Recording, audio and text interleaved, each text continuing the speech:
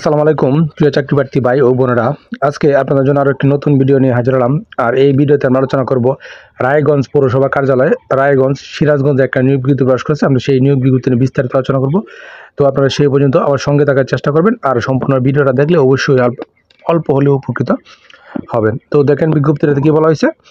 স্থানীয় সরকার পল্লী ও সমবায় মন্ত্রণালয়ের স্থানীয় সরকার বিভাগ 2 স্মারক নির্গত এবং 28/3/2024 খ্রিস্টাব্দে মূল ছাড়পত্র মোতাবেক 8টি শূন্য পদে সরাসরি নিয়োগের মাধ্যমে পুনর্নির্মিত পৌরসভা কর্মচারী চাকরি বিধিমালা 1992 এর বিধি অনুযায়ী নিম্নলিখিত শর্ত সাপেক্ষে জনবল নিয়োগের লক্ষ্যে পদে পাশে উল্লেখিত যোগ্যতা সম্পন্ন প্রকৃত বাংলাদেশি নাগরিক নিয়োগ করতে দরখাস্ত আহ্বান করা যাচ্ছে। তো এখানে দেখেন কি পদে তারা লোক নেবে। প্রথম পদ হলো কি হিসাব সহকারী পদে তারা 1জন লোক নেবে এবং এই পদে শিক্ষাগত যোগ্যতা প্রয়োজন হবে কোনো শিক্ষিত বোর্ডেতে উচ্চ মাধ্যমিক সার্টিফিকেট পরীক্ষা উত্তীর্ণ, অর্থাৎ আইএফ আসলে আপনি এই পদে আবেদন করতে পারবেন এবং বয়স হবে 18 থেকে 30 বছর এবং বেতন স্কেল পাবে 15তম গেটে। বেতন স্কেল 15 স্কেলে এবং পদের সংখ্যা কি 1টি। 2 নম্বর যে পদ বিল ক্লার্ক, এখানে 1জন লোক নেবে। এবং এই পদের বয়স হলো 18 থেকে 30 এবং শিক্ষাগত যোগ্যতা হলো উচ্চ মাধ্যমিক সার্টিফিকেট পরীক্ষা উত্তীর্ণ, অর্থাৎ আইএফ আসলে আপনি এই পদে আবেদন করতে পারবেন। 3 নম্বর যে পদ নলকূপ মিস্ত্রি, এখানে 1জন লোক নেবে।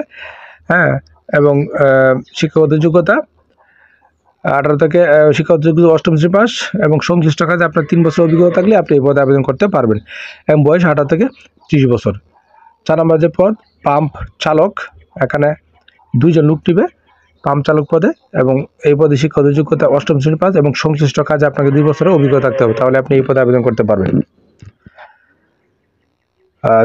5 নম্বর যে পদ পাম্প লাইন মেকানিক পদে 1জন লোক নেবে এবং 8ম শ্রেণী পাস হলে আপনি পদে আবেদন করতে পারবেন এবং পাম্প চালানো ও পাম্প পানি সরবরাহের কাজে 3 বছরের কাজের অভিজ্ঞতা থাকতে হবে, তাহলে আপনি এই পদে যোগ্য হবেন এবং বয়স 18 থেকে 30 বছর।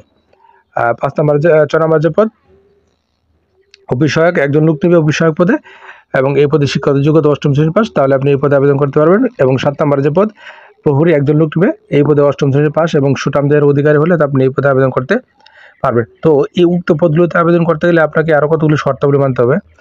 শর্তাবলী কি উপরে বর্ণিত শূন্য পদে নিয়োগের ক্ষেত্রে আবেদনকারীকে মেয়র রায়গঞ্জ সিরাজগঞ্জ বরাবর আবেদন করতে হবে, অর্থাৎ মেয়র রায়গঞ্জ পৌরসভা সিরাজগঞ্জ বরাবর আবেদন করতে হবে এবং আবেদনপত্রের সাথে মেয়র রায়গঞ্জ পৌরসভা সিরাজগঞ্জ বরাবর যে কোনো তফসিল ব্যাংক হইতে 1 থেকে 4 নং পদের জন্য 300 টাকা এবং 5 নং পদের জন্য 200 টাকা এবং 6 থেকে 7 নং পদের জন্য 100 টাকা অফের যোগ্য ব্যাংক ড্রাফট সংযুক্ত করতে হবে এবং আবেদনপত্রে প্রার্থীর নাম, পিতার নাম, মাতার নাম, স্থায়ী ঠিকানা, বর্তমান ঠিকানা, জন্ম তারিখ এবং 26/5/2024 তারিখে বয়স এবং ধর্ম, জাতীয়তা, নিজ জেলা, শিক্ষাগত যোগ্যতা, অভিজ্ঞতা যদি থাকে ইত্যাদি উল্লেখপূর্বক স্বহস্তে লিখিত পত্র আগামী 26/5/2024 তারিখ অর্থাৎ মে মাসের 26 তারিখ 2024 তারিখের মধ্যে মেয়র রায়গঞ্জ পৌরসভা সিরাজগঞ্জ এর কার্যালয় অফিস চলাকালীন সময় ডাকযোগে পৌঁছাতে হবে।